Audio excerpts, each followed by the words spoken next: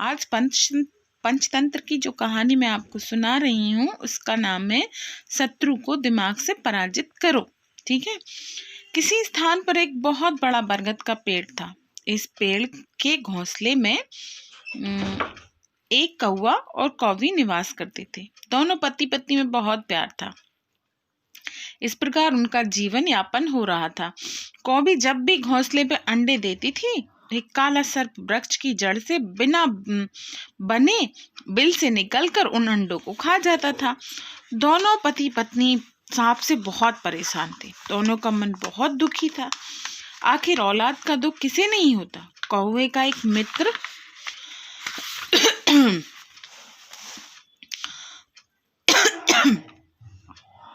पास वाले वन में रहता था। वह मित्र था गीदड़। उसने अपने एक मित्र के पास जाकर सारा दुखड़ा सुनाया। गीदड़ ने बड़े ध्यान से अपने मित्र की दुख भरी कहानी सुनी। फिर कौवे से कहा, तुम मेरे मित्र हो, तुम्हें निराश और उदास नहीं होने दूंगा। मैं गीदड़ हूँ, मेरा दिमाग शैतान से भी तेज है। देखो, मैं बिना किसी उपाय के ही मार डालूंगा। सांप को बिना किसी उपाय के ही मार डालूंगा, क्योंकि शत्रु जिस प्रकार तेज दिमाग से मारा जाता है वैसे हथियारों से नहीं। छोटे शरीर वाला यदि कोई दांव पेच जानता है तो वह बड़े शरीर बलशाली को परास्त कर सकता है। जैसे छोटी छोटी मछलियों को खाने वाला बगुला अधिक लोभ के कारण एक छोटे केकड़े की पकड़ से मारा गया। वह कैसे? कौवा कौवी दोनों एक साथ पूछने लगे, वह कैसे? गीदड़ बोला, सुनो। किसी जंगल में अनेक प्रकार के जल जंतुओं से भरा तालाब था। वहां पे रहने वाला एक बगुला बूढ़ा और कमजोर होने के कारण मछलियों को मारने में असमर्थ हो गया। वह दुखी होकर तालाब के किनारे बैठा रो रहा था। उसे इस प्रकार रोते देखकर एक केकड़े को बहुत दुख हुआ। उसे बगुले पर दया आ गई। वह बगुले के पास आकर बोला, मामा जी, आज तुम भोजन क्यों नहीं करते? क्यों इस तरह रो रहे हो? बगुला बोला, तुम ठीक कह रहे हो भांजे। मैं वास्तव में बहुत दुखी हूँ, किंतु मेरे दुख का कारण यह नहीं है जो तुम समझ रहे हो। और क्या कारण है? मैं तो केवल उपवास कर रहा हूँ, क्योंकि मैंने जीवन में बहुत ही पाप किए हैं, इसीलिए अपने इन पापों का प्रायश्चित कर रहा हूँ। मैं अपने इस प्रायश्चित का केकड़ा बोला, मैं आपकी इस प्रायश्चित का कारण नहीं समझा। भांजे, मैं इस तालाब के किनारे ही पैदा हुआ, यहीं पर मैं जवान हुआ, यहीं पर बूढ़ा हुआ, इसीलिए मुझे यहाँ की प्रत्येक प्राणी से प्यार है। अब जब मैंने सुना कि 12 वर्ष तक बारिश नहीं होगी तो मैं दुखी हूँ। तो बगुला बोला, किससे सुना आपने? एक ज्योतिषी के मुंह से। और वह तालाब जिसमें पहले ही थोड़ा पानी है शीघ्र ही सूख जाएगा। तालाब के सूख जाने पर सभी जल जंतु खत्म हो जाएंगे। मैं ये दुख सहन नहीं कर पाऊंगा, इसीलिए मैं उपवास किया है और रो रहा हूँ। इस समय थोड़े पानी वाले सभी तालाबों के जंतु बड़े बड़े तालाबों की ओर जा रहे हैं। अब कुछ ही दिनों में यहाँ पर सब कुछ तबाह हो जाएगा। केकड़ा उस बगुले की कहानी सुनकर सब जंतुओं के पास जाकर आने वाली तबाही की कहानी सुनाने लगा। उस कहानी को सुनते ही डर के मारे कांपते सभी जल जंतु उस बगुले के पास आकर पूछने लगे, मामा, क्या इस विनाश से बचने का कोई उपाय है? बगुला बोला, तालाब के पास ही एक बड़ा तालाब है जो 24 वर्षों तक वर्षा ना होने पर भी सूखता नहीं है। जो कोई मेरी पीठ पर चढ़ जाएगा मैं उसे उस तालाब में छोड़ सकता हूँ। बगुले की बात सुनकर सभी एक साथ बोल उठे, मामा, मुझे वहां ले चलो। हर कोई चाहता था कि पहले मैं वहां जाऊं। फिर क्या था, बगुले की चालाकी काम आ गई। वह बारी बारी से कुछ जंतुओं को अपनी पीठ पर लादता और एक चट्टान पे ले जाकर खा लेता। इस प्रकार वह प्रतिदिन इन जंतुओं को खाने लगा। वहां से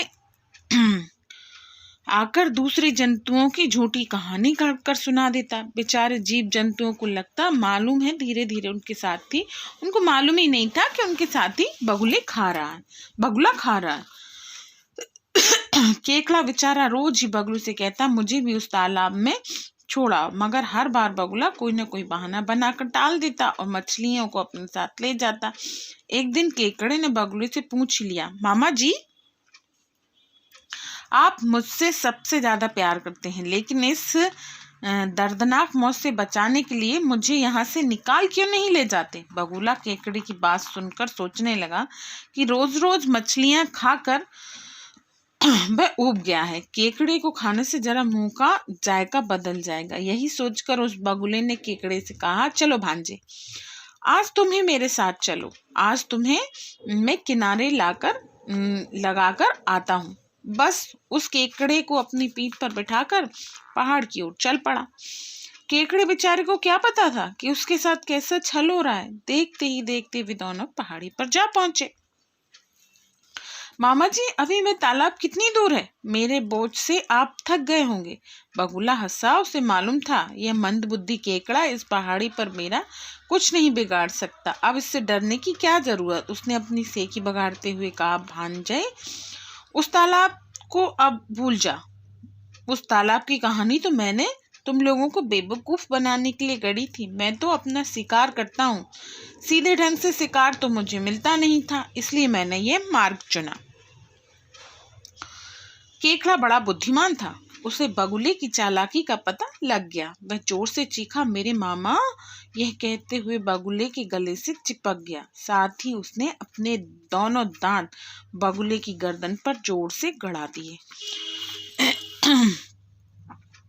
बहाय में मरा बगुले के गले से आखिरी चीख निकल गई। उसकी आवाज सदा के लिए बंद हो गई। उसकी कटी गर्दन को लेकर केकड़ा वापस उसी तालाब में अपने साथियों के पास आया। उसके साथियों ने उसे वापस आते देखकर पूछा, भाई तुम वापस क्यों आ गए और उस मित्र को कहाँ छोड़ा है जो हमारी मदद कर रहा था। केकड़े ने हंसकर कहा, अरे मूर्खो, वह बगुला तो बड़ा धूर्त और झूठा निकला। वह तो हमारे एक एक साथी को धोखे से यहाँ ले जाकर उस पहाड़ी पर बैठकर खा जाता था। आज मैंने उसकी यह चालाकी पकड़ ली और साथ ही उसे हमेशा के लिए खत्म कर दिया। यदि आज मैं उसे ठिकाने ना लगाता तो एक एक करके सबको खा जाता। यदि तुम्हें यकीन ना हो तो देखो उस मक्कार की गर्दन मैं अपने साथ लाया हूँ। जल जंतु अपने मित्र द्वारा उतनी तीव्र बुद्धि से शत्रु को मारने पर प्रसन्न थे। कौवा उस केकड़े की कहानी सुनकर खुश हुआ, साथ ही बोला, भाई अब मुझे ये बताओ कि उस सांप को कैसे खत्म करूं। गीदड़ बोला, तुम किसी राजमहल में जाओ, वहां से एक सोने का हार चोरी कर लाओ और उसे सांप के बिल पर रख दो। जैसे ही सांप अपने बिल से बाहर निकलेगा वह हार उसके गले में फंस जाएगा। बस इसी तरीके से ही सांप को मारा जा सकता है। कौवी उड़ते उड़ते एक ऐसे स्थान पर पहुंची जहां एक रानी नदी में स्नान कर रही थी। फिर क्या था, कौवी ने अपने पति को इशारा किया। उस समय कौवी ने अपना दाव मारा और उस हार को ले उड़ी। रानी ने जैसे ही मोतियों के हार को इस प्रकार ले जाते देखा तो उसने शोर मचा दिया। रानी का शोर सुनते ही नौकरों की पूरी सेना उस कौवे के पीछे दौड़ पड़ी। कौवी उड़ने में बहुत तेज थी, उसने जाते ही उस हार को सांप की बिल पर गिरा दिया। तब तक रानी के नौकर वहां पहुंच गए, जब तक वह काला सांप भी बिल से बाहर निकल आया। जैसे ही रानी के नौकरों ने काले सांप को पास हार को देखा तो सब के सब उस पर टूट पड़े और सांप को मार डाला। रानी के नौकर हार लेकर चले गए। कौवा कौवी अपने इस भयंकर शत्रु के मारे जाने पर बहुत खुश हो गए। इस तरह इससे साफ पता चलता है बलवान से बुद्धिमान बड़ा होता है। देखा, जंगल में खरगोश ने मदमस्त सिंह को कैसे मार दिया। कैसे मारा, कर्टक ने पूछा। ये मैं आपको नेक्स्ट में बताऊंगी कि कैसे मारा। Okay, bye, take care.